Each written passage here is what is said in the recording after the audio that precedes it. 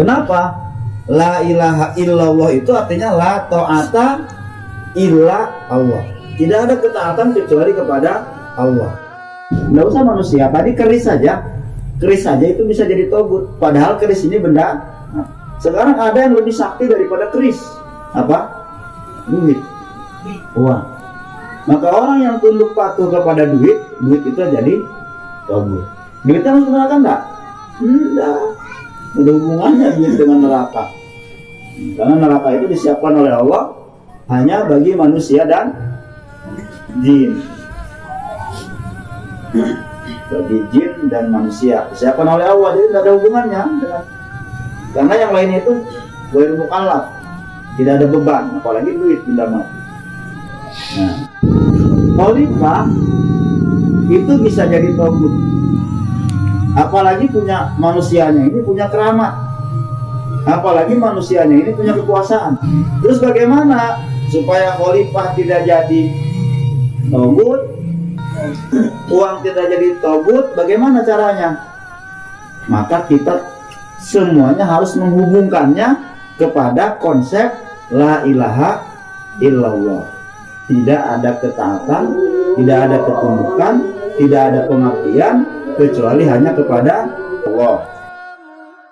Menurut Ibnu Ja'far At-Tabrani, katanya togut ialah setiap sesuatu yang mempunyai sifat melampaui batas atau lancang kepada Allah. Kemudian orang itu mengabdi, menyembah dan taat kepadanya, baik yang disembah itu manusia maupun berhala. Jadi sekali lagi, togut itu sesuatu yang diibadahi. Yang beribadahnya disebut dengan pengabdi togut. Itu hamba togut. Jadi itu togut lain. Kita nunjuk si Anu umpamanya kan, itu togut, padahal dia bukan togut, dia hanya pengabdi togut, pengikut togut atau penolong togut. Kan ada wali Allah, ada wali setan atau wali togut. Menurut Ibnu Taimiyah mengatakan kitab atau undang-undang hasil pemikiran manusia yang menyimpang dari Allah dan Rasulnya, baik secara sengaja maupun tidak, penyimpangannya itu, maka itu disebut dengan togut. Tentu yang disebut togutnya itu pembikin undang-undang, nah, makanya disebut dengan undang-undang togut. Yang menjadi togutnya adalah tampuk kepemimpinan undang-undang itu, penanggung jawab undang-undang sekali lagi adalah terlepas, baik disengaja penyimpangannya itu maupun tidak. Penyimpangan itu ada dua, ada penyimpangan yang berbentuk jalan syariat, ada penyimpangan yang berbentuk akidah. Dan penyimpangan yang fatal itu adalah penyimpangan akidah. Ente sholat tapi akidahnya nyimpang, maka celakalah bagi orang-orang yang sholat. Ente puasa tapi akidahnya la ilaha illallahnya menyimpang, maka puasanya hanya mendapatkan haus dan lapar, sia-sia. Masih mending kalau haus dan lapar saja. Tapi implikasinya apa? Implikasinya puasanya tidak dianggap oleh Allah Subhanahu wa ta'ala. Kalau puasa tidak dianggap, berarti dia dianggap tidak puasa. Tidak puasa berarti apa? Tidak melaksanakan kewajiban. Kalau hanya gugur kewajiban itu berarti dianggap kita memang puasa, tapi urusan pahala urusan Allah. Mungkin saya tidak dapat pahala puasa, tapi paling tidak saya gugur kewajiban, dianggap puasa. Kalau gugur kewajiban ini dianggap tidak berpuasa. Terus bagaimana cara menebus kewajibannya? Disitulah ada yang namanya iqab, hukuman. Nah, di sini penyimpangan yang fatal itu adalah penyimpangan la ilaha illallah. Khalifah bikin aturan enggak? Bikinkan aturan? Bikin. Aturan khalifah itu bertentangan enggak dengan Allah? Aturannya? Tidak. Cuma dalam pelaksanaan ketaatan kita bisa jadi kita menyimpang. Apa penyimpangannya tadi? La ilaha illallah, harusnya aku bukan mentaati khalifah, aku mentaati Allah, itu harusnya. Andai kata ini bukan perintah Allah, maka aku tidak akan taat. Kan begitu harusnya. Harusnya, bukan ngomong harusnya. Ngapain capek-capek harus bayar infak terus ini? Yang bayar infak 10% itu siapa yang nyuruh? Allah nggak ada yang nyuruh 10%. Khalifah yang nyuruh. Tapi aku disuruh oleh Allah untuk taat kepada khalifah. Seandainya engkau ya Allah tidak menyuruh aku untuk taat kepada khalifah, ngapain aku? Masalahnya Allah nyuruh. Paham ya? Nah, inilah kemudian yang bisa menghilangkan kita dari penyakit-penyakit riya, syirik, karena dipengaruhi yang lain-lainnya. Kalau la ilaha illallah kita itu benar, maka nggak peduli. Nah, walaupun kamu diperintah oleh seorang budak pun kamu akan tunduk patuh. Kenapa? Karena bukan tunduk patuh kepada budaknya, aku tunduk patuh kepada Allah. Nah, ya, jadi penyimpangan yang fatal itu adalah penyimpangan la ilaha illallah. Harusnya tidak ada ketaatan kecuali kepada Allah, tapi ternyata kita ada ketaatan kepada lain dan menafikan Allah. Harusnya kan kita menafikan ketaatan kepada yang lain, menafikan ketaatan kepada selain Allah harusnya. Tapi kita malah dibalik, taat kepada sesuatu, Allahnya hilang. Menurut Sayyid Qutb, setiap apa saja yang melampaui batas kesadaran dan penyimpangan kebenaran serta melampaui batas-batas hukum yang Allah gariskan untuk para hambanya. Setiap sistem, ide, undang-undang, adat, tradisi, kekuasaan yang tidak bersumber kepada syarat yang datangnya dari Allah dan Rasul. Tapi pada kesimpulannya, masalah tauhid ini ranahnya itu adalah akidah. Ranahnya itu adalah berarti kajiannya masalah tauhid itu adalah kajian la ilaha illallah. Itu kajian masalah tauhid.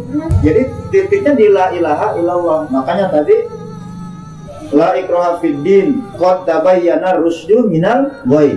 Faman yakfur bit taghut. Nah, ketika dia menafikan taghut, mengingkari taghut, faman yakfur bit taghut wa yu'min billah, kemudian dia beriman dan menetapkan Allah. Jadi yakfur bit taghut la ilaha, yu'min billah illallah. Faqadis lamsaka bil urwatil wusqa. Maka sungguh dia telah yang memegang tali yang sangat kuat. Tali yang sangat kuat ini ulama sepakat itu adalah kalimat la ilaha illallah. Jadi kalau ngaji la ilaha illallah itu pasti siapa Allah, siapa tauhid. Nggak bisa Anda begitu. Kalau kita mau milih putih, tentu kita harus tahu dulu kebalikan dari warna selain putih. Tapi kita nggak tahu, nggak bisa membedakan mana putih, mana ungu, mana putih, mana hijau, nggak bisa membedakan. Nah, harus kasih tahu dulu, enggak? Dengan pengetahuannya itu dia bisa memilih ini putih. Ini yang harus aku jadikan ilah, yang lainnya. Nah, maka kemarin pertanyaannya, kenapa kamu harus menyembah Allah?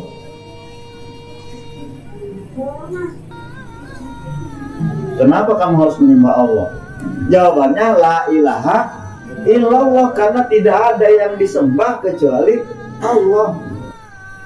Jadi jawabannya itu ada di la ilaha illallah. Kenapa kamu harus bersyukur kepada Allah? Nggak usah macam-macam kita jawab, karena Allah yang memberikan rezeki kepada aku. Pokoknya la ilaha illallah jawabannya. Karena mana ilah itu artinya banyak. Ilah itu artinya banyak. Yang disembah, yang digandrungi, yang dicintai. Kan mana ilah itu banyak. Apalagi kalau Allah itu dengan 99 asmanya. Jadi nama Allah itu kan Ar-Rahim, sifat kan Ar-Rahim, yang maha penyayang. Berarti la rahimah illa Allah. Tidak ada yang maha penyayang kecuali Allah. Gitu.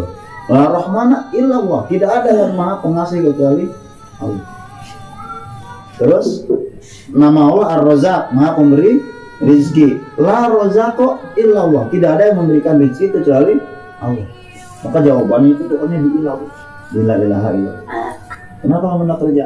La ilaha illallah. Sama juga, kenapa kamu rajin kerja? Jawabannya sama, la ilaha illallah. Beda tapi motifnya beda. Yang satu, kenapa kamu kerja? Jawabannya la ilaha illallah. Kok la ilaha illallah? Iya, karena Allah memerintahkan aku untuk kerja. Coba. Kenapa kamu nak kerja? La ilaha illallah. Kok jawabannya sama dengan la ilaha illallah? Karena saya yakin Allah yang memberikan rezeki. Sama jawabannya. Kenapa kamu sakit? Tadi bilang habis makan santan. Oh, itu. Ya, jawabannya kenapa kamu sakit? La ilaha illallah. Kok bisa? Iya, karena tidak ada yang bisa menyakitkan kecuali Allah. Itu kesimpulannya semuanya. Nah, inilah berarti orang yang sudah silah bilahnya itu sudah luar biasa, sudah mengaitkan seluruh keseluruhan hidupnya itu kepada Allah.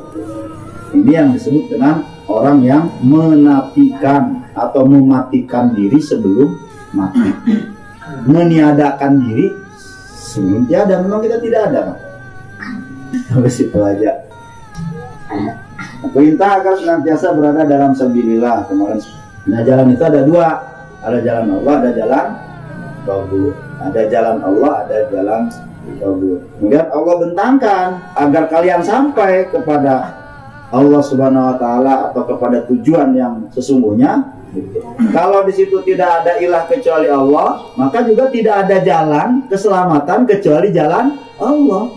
Pokoknya begitu sudah, tidak ada jalan keselamatan kecuali jalan Allah. Mustahil bersifat kekurangan. Jadi yang jelek-jelek itu bukan sifat Allah. Nah, kalau ada orang yang meyakini ada jalan lain selain jalan Allah, maka la ilaha illallahnya itu tidak benar. Kayak tadi, suruh kita milih yang putih. Ada putih, ungu, merah, jingga, dan seterusnya warna-warna yang lain. Selain warna putih itu banyak enggak? Banyak. Sama selain jalan Allah itu banyak. Maka di sini wala tattabi'us subul. Jangan engkau ikuti jalan-jalan yang banyak itu.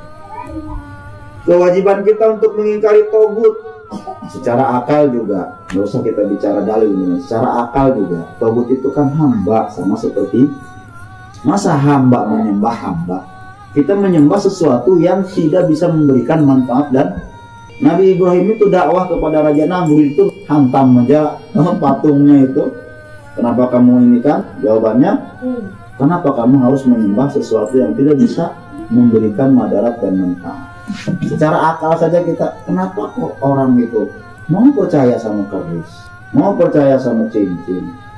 Tapi kita sebagai orang beriman, supaya bernilai ibadah, maka landasan kita itu harus ada bil adillatil qat'iyah, dengan dalil-dalil yang qat'. Makanya harus sengaja, itulah yang disebut dengan niat. Niat karena Allah itu artinya sengaja kita melaksanakan perintah. Termasuk di sini mengingkari togut. Kenapa kamu nggak mau tunduk pada aturan ini? Apa itu aturan togut? Saya nggak suka itu. Suka saya dengan aturan ini. Ini aturan yang merugikan rakyat, memiskinkan. Maka itu tidak ada nilai ibadahnya. Khalifah kan selalu ngomong sama kita, bahwa kita sadar, menyadari, dan menyengaja berbuat sesuatu itu karena perintah Allah. Kalau tidak ada merasa perintah Allah, itu bukan ibadah. Kewajiban mengingkari togut, ada perintahnya, ada ayatnya. Termasuk di situ surat An-Nahl ayat 36. Walaqad ba'atsna fi kulli ummatin rasula an i'budullaha wajtanibut taghut. Faminhum man hadallahu wa minhum man haqqat 'alaihi dhalalah. Ternyata ada memang yang paham, ada yang mendapatkan petunjuk, ada yang mereka tetap dalam kesesatan. Setiap Rasul itu diutus oleh Allah Subhanahu wa taala untuk menyeru kepada umatnya agar mengabdi kepada Allah dan menjauhi taghut. Jangankan menyembah, mendekati saja sudah tidak boleh. Jangan sampai wala taqrabuz zina. Jangan kau dekati zina. Hurimat alaikumul maitata waddama walahmal khinzir. Diharamkan kepada kalian itu darah, bangkai, dan daging babi. Yang haram itu kan dagingnya, kalau hatinya enggak. Tulang-tulangnya gitu. Iya kan dalilnya gitu. Hurimat alaikumul maitata waddama walahmal khinzir. Diharamkan kepada kalian maitah, bangkai, darah, dan daging babi.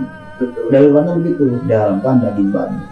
Maka orang-orang yang gugumulan ini mau menipu Allah, saya kan nggak makan dagingnya, tulangnya aja juga, atau hatinya, atau minyaknya aja, uangnya, uangnya aja kan dijual. Jadi jangankan kita menyembah berhala, mendekati saja tidak boleh. Walladzina ijtanabut taghut ayya'buduha wa anabu ilallahi lahumul busra fabashshir ibad. Dan orang-orang yang menjauhi taghut, yaitu tidak menyembahnya dan kembali kepada Allah, bagi mereka berita gembira.